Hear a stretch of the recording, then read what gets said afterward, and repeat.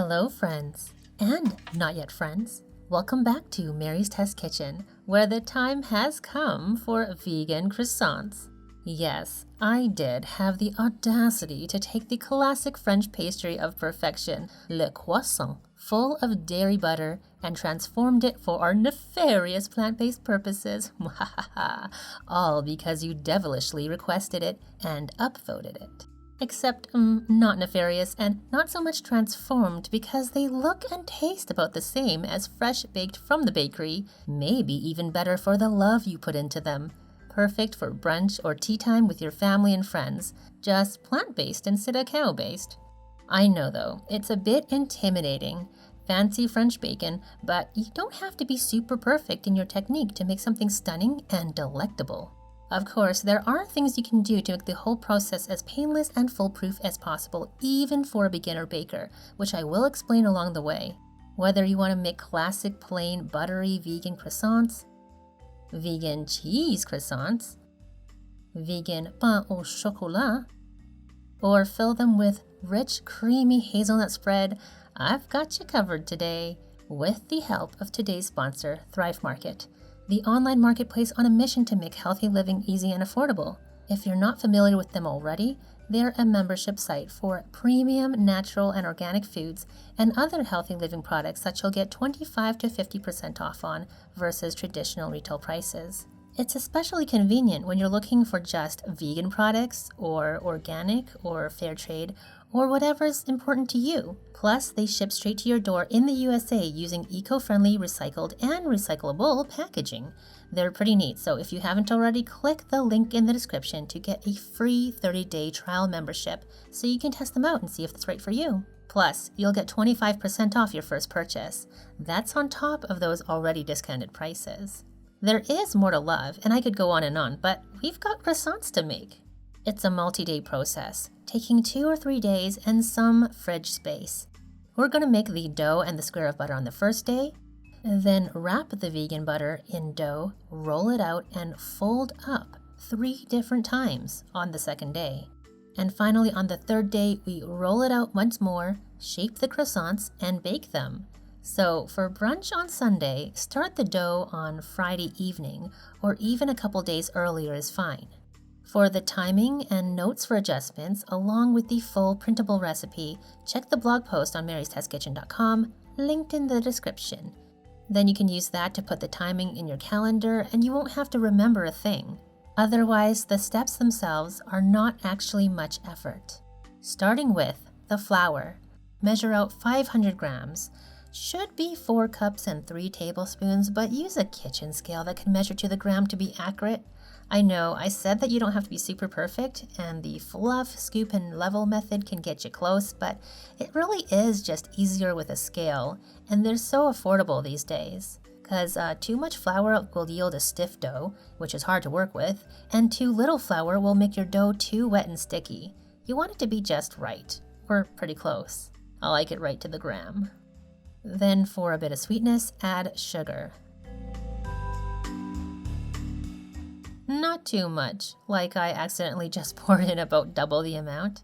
Maybe spoon yours in rather than pouring from the jar. I make the mistake so you don't have to. When you have the right amount in there, add an envelope, which is 2 1/4 teaspoons, of instant yeast. Don't use an old dusty envelope or jar from the back of your pantry. Get a fresh new packet from the store and make sure it's still active. If you're not too sure, I've left directions on how to check for aliveness on the blog. Now I'm probably being paranoid, but I'm just moving the yeast over before adding salt. Salt will kill yeast, so you don't want it in direct contact, but you still want the salt in the dough for flavor. Mix the dry ingredients very well. Then measure out your liquid. 140 grams of plain soy milk or plant-based milk of your choice, and the same volume in cold water. For this recipe, we're going for cold liquid, which is a bit different from the usual thing when making bread because we don't actually want the dough rising a lot until the last day. Now I'll pop this into my new stand mixer with the dough attachment to help me out. Pour in the liquid, and also add 3 tablespoons of softened vegan butter. It takes about 5 minutes for this dough to come together on the stir setting. You could also do this by hand, especially if you don't have chronic tendonitis in your arms like I do. Croissant dough is actually one of the easy ones because you don't have to knead it much at all. Just stir until the dough comes together and work it until it's a consistent texture, like no dry bits and no super wet bits. As you can see, this dough is still kind of raggedy, but it's totally fine.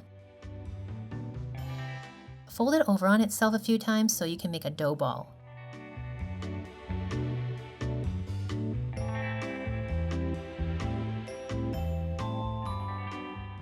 Then you can roll it into a square shape.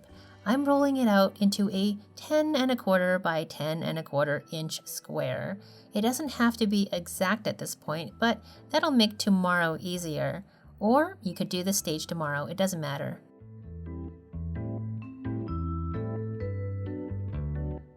Then wrap your dough in parchment or wax paper. And I'll also put it in a resealable bag as well. This goes in the fridge for 12 to 24 hours, so just figure out when you have time the next day and set a reminder on your calendar. Next, prepare the square of butter that will go into the square of dough later. We'll make a little square package with parchment paper or wax paper. I've already used this piece a couple of times, so it's super creased, but what you want to do is fold up a big piece of parchment or wax paper so you have a 19cm square in the middle. That's just about 7½ inches, with enough extra all around to completely envelop the center when you fold it up. Once you have your creases set, take 2 vegan buttery sticks and chop them up. Not into little pieces, but big slabs about a ½ inch thick, which is about 1.5 centimeters wide. Place them in the center of your parchment, in the square you made earlier.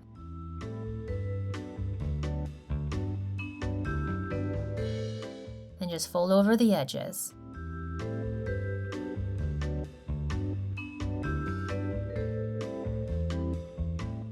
I'm just double checking my measurements since this parchment is already so wrinkly. Flip the package so the flappy ends are tucked in on the bottom, and this makes the next step easier, which is flattening out the vegan butter. We're flattening and pushing the butter all the way to the edges while trying to keep it flat and even. Don't press too hard or the paper will break, but don't be afraid to use a little force. Finally, you should have this beautiful flat square slab of butter, and you can put it straight in the fridge to chill until tomorrow. The next day, take both the dough and the butter out of the fridge. Dust the dough lightly with flour and roll it out into a 26cm square. That's 10¼ inches. You want it to be as close to a perfect square as possible, flat and even. Since it's been resting in the fridge so long, the gluten, which is the protein in wheat which makes dough bouncy, will be relaxed, so the dough should be pretty easy to roll out.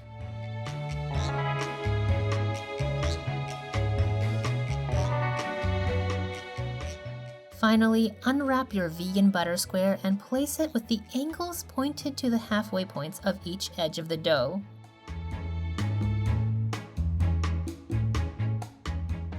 Then we'll wrap it up like an envelope, sort of. You want the side of the butter to be right up against the fold of the dough. Dough edges meeting up. A little overlap is okay, just a little. And you don't want any butter peeking out, so you can pinch the dough closed as required. We want the butter totally encased so it doesn't leak when we roll it out later.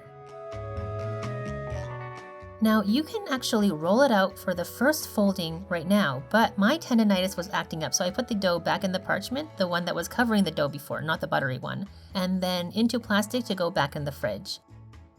When you're ready, take the dough out. I have 2 batches here, but we'll just demo one. Dust your clean work surface with flour. This will prevent the dough from sticking on the bottom as we roll. A bit on the top helps as well. Push down with your rolling pin across the center of the dough and repeat up and down that length, pushing down, straight down. This will distribute the butter encased inside. Then continue slowly to flatten and lengthen the dough, but try to keep the sides straight and even at the same time. Slowly roll up and down the length, pushing in only one direction at a time. The dough should flatten out fairly easily. If it springs back, that means the gluten has tightened, and you should wrap it back up and send it to the fridge to relax for a half an hour or so before continuing. From time to time, check that the bottom isn't sticking, or you can flip the dough. Add flour to prevent sticking, but just remember to brush off any excess before we fold things up.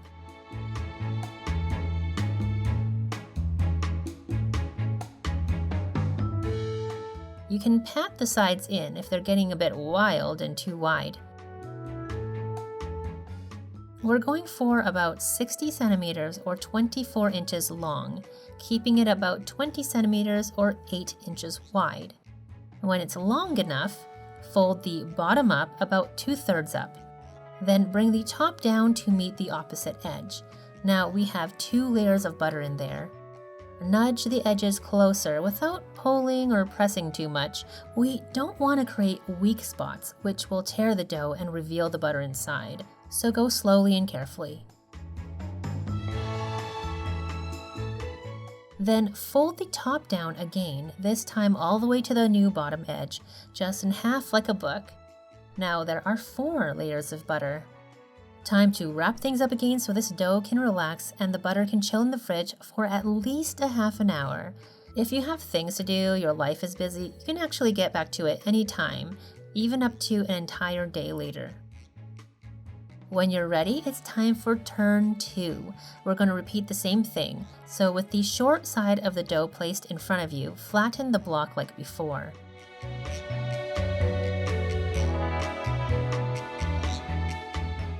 Roll it out slowly and evenly to the same length, 60 centimeters or 24 inches.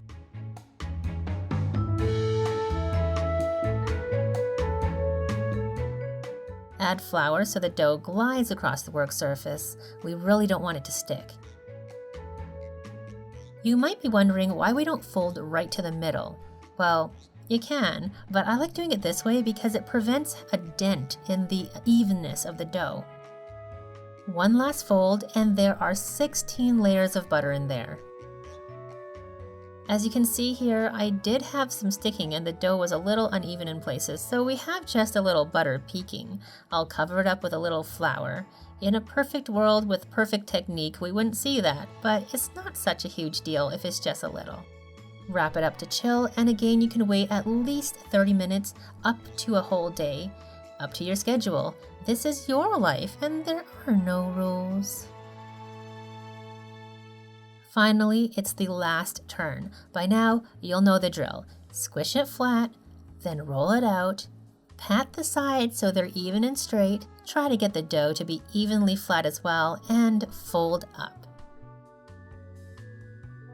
Fold again, and we have 64 layers in there. Our lamination stage has come to a close. Put it away for the last time, and the next day we shall have fresh croissants. It's our last time rolling out, so by now you're a pro, right? Flatten the same way as before, but this time we're going to roll the dough even longer, still around 20 centimeters wide-ish. It doesn't have to be exact. And I'm aiming for 110 centimeters long, or 43 inches. Go ahead with that flour if you need it. At this stage, after all this time, you really want to be careful so the dough doesn't tear. You can always brush off excess flour later.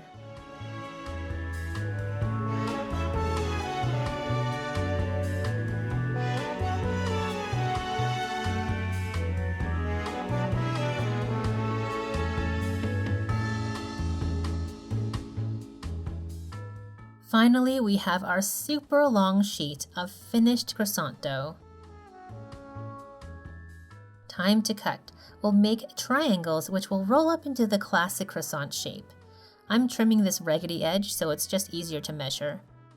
And every 12.5 centimeters, I'll make a little mark. If you're using inches, go for 5 inches. Then on the other side, I'll go in half that measurement first, 6.25 centimeters or 2.5 inches. Then from there, I'll mark every 12.5 centimeters or 5 inches. Now use the ruler's edge and a sharp knife or pizza slicer to cut.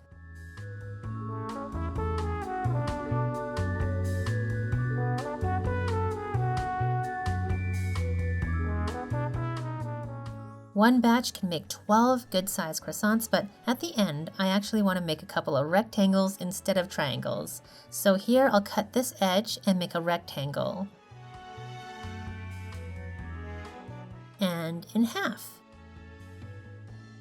Trimming this edge too. Have you guessed what these will be? Brush off any excess flour. Ever so lightly, flatten it more if it's a little uneven, but don't squish or we'll mess up the flaky layers. And you guessed it, stick on a couple pieces of vegan chocolate. Dark chocolate or vegan milk chocolate, it's totally up to you. Mark the halfway point on the long side of the rectangles. Roll up tightly just up to the halfway point. And we'll do the same on the other side.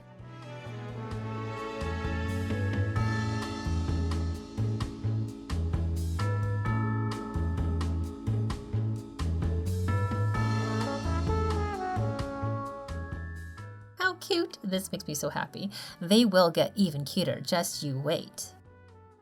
Place your vegan chocolate croissants to be on a parchment-lined baking sheet and we'll fill it up. For the classic croissant shape, gently stretch the bottom edge of the triangle, making it a bit wider. We're using our gentle butterfly baby hands here, people. Gently stretch it along the length as well. And roll it up as tightly as you can while handling the dough, you guessed it, gently. You can use your palm to push it along to prevent finger marks. But as you can see, my own technique could use some work. The more tightly you roll the dough, the better the final texture of the croissant. So if you don't roll tightly enough, the layers will get some air pockets where you're going to see some separation. You'll see at the end, I'll show you.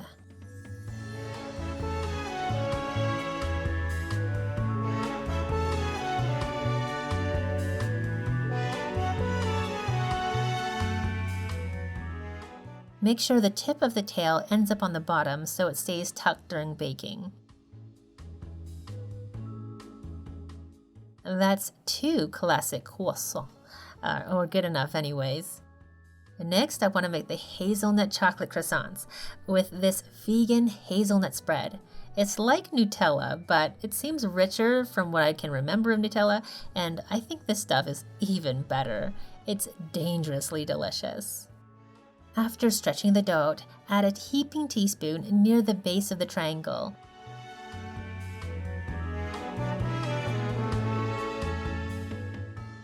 And fold over, tuck in a little.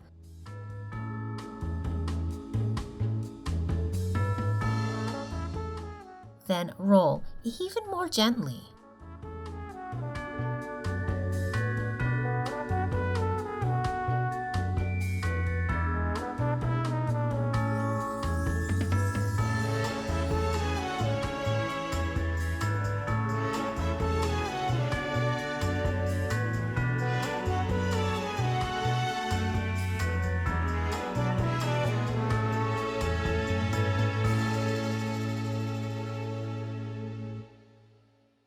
Finally, let's make vegan cheese croissants.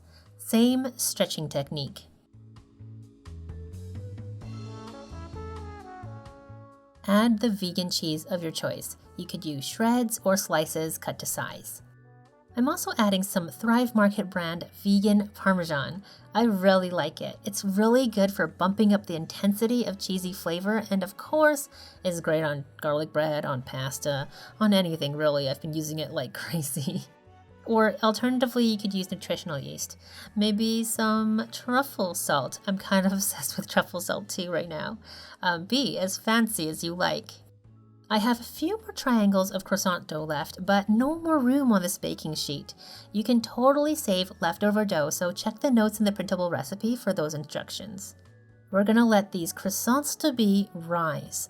They need to be covered, but without contact, so I'm using this plastic wrap, which I store folded in a kitchen cloth so I can reuse it again and again. As kind of tent stands, I'm using a couple of tall glasses. The dough will double in size, so make sure there's room for expansion without contact with the plastic. You can also flour the inside of the plastic, so if there is contact, it shouldn't tear the surface of the dough. Let these rise in a warm location. In case it's a cold day where you are, place them in your cold oven with just the oven light on. The oven light will make it a bit warm in there, so the dough will rise nicely, protected from drafts. And it will take about 2 hours. I know 2 hours is a really long time, but with all the work you've put into these croissants, a little more patience will really pay off. During the last 20 minutes, take the dough out and start preheating your oven to 400 degrees Fahrenheit. The croissants should be twice as large as before. You'll see the layers defined more clearly. And I've read that they should jiggle when you shake the tray, but is this the jiggle I've read about? I'm not sure. Nevertheless, they are ready. To give them a nicer color, I'll prepare my usual syrup wash. 1 part maple syrup, 2 parts water. Brush on this syrup wash carefully, and again, gently. How many times have I told you to be gentle in this video? Are you sick of it yet? You can see on this surface, it's not perfect. I've kind of torn the dough a little bit, but you'll see when they're baked, it's fine. I am a little concerned that these guys are too close together because they will puff up a lot during baking. So if that happens to you too, just be super careful if you need to space yours out. For the cheese croissants, I want to add a bit extra. And they are ready! When the oven is totally preheated, bake them for 10 minutes at 400 degrees Fahrenheit. Then, without moving them at all or opening the oven door, lower the oven's heat to 350 degrees Fahrenheit and continue baking for about 20 minutes. They should be a nice, crispy looking, deep golden brown on top when they come out. You can let them rest for 5 to 10 minutes and then let them cool on a cooling rack. You don't really have to wait to dig in, but I will since I have to take pictures. And here's a tip if you're taking pictures of yours as well. Add a brushing of syrup wash after baking to make them glisten. It won't hurt the crispiness of the croissants as long as you use a light touch. It doesn't last long, so use the next few minutes to take pictures and tag me when you post them on Instagram. The wash is also nice if you want to stick on some vegan parm or finishing salt too. But we're going to finish the hazelnut and chocolate croissants a little more. I just melted some vegan dark chocolate chips in the microwave, mixed with a little refined coconut oil, as you've seen on my channel many times before. Just drizzle over. Pretty, right? But why stop there? How about doing the same thing with some vegan white chocolate? That's right, vegan white chocolate is a thing. It's a little harder to find, but you can get wafers for melting at, where else? Thrive Market. The chocolate takes some more time to set, so let's break into the classic croissants first. Here's one from a previous batch I made. The shape wasn't as nice, but look at those layers. So tender on the inside, so crispy on the outside. Here's one that's completely cool.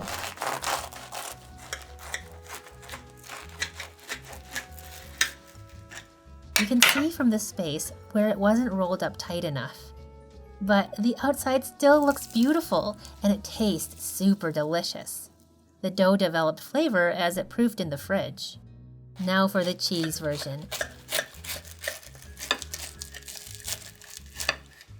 These spaces are more about the cheese affecting the air pockets.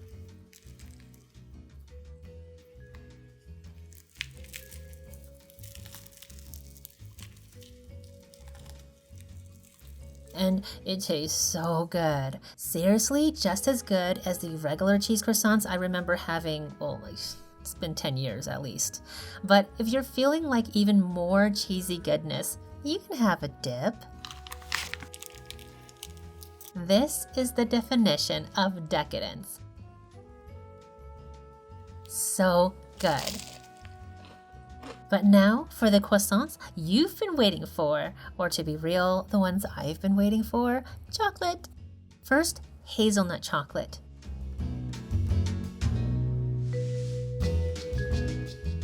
Oh, it's so deliciously hazelnutty and chocolatey and creamy, flaky, so good.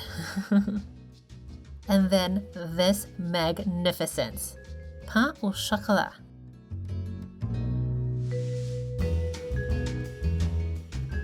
Look at that little face. It just says, eat me. That crumb, so perfect. That chocolate, so lush. These flaky layers, so layery. I'm serious. This is the best thing I've eaten this year. And I'm not even a big sweet tooth. Usually I like savory more, but this is dangerously delicious. And it makes me want to live dangerously forever. Which flavor of croissant would you make first? Or would you make all of them at once like I did here? You saw it. You don't have to choose. Let me know what other flavors or variations you would make in the comments below, or want to make someone else make. Is it your birthday coming up or anniversary? Does someone owe you a favor? Send this video to your spouse, family, or friends for a little hint hint. Thank you so much for watching, my friends. I really hope you enjoyed this video and somehow enjoy some vegan croissants, because you deserve it. You really do. Thank you to my channel members for your monthly support, and to Thrive Market for helping me make this video all it could be and more. Don't forget, you can try Thrive Market for 30 days and get 25% off your first purchase with the link below. For more bread recipes, check out my vegan bread playlist, including easy homemade French bread, which is arguably not really French bread, but you know, good enough for homemade. Also vegan milk bread and donuts. And of course, the summer of bread will continue with recipes you've requested, so subscribe if you haven't already and turn on those notifications. Bye for now.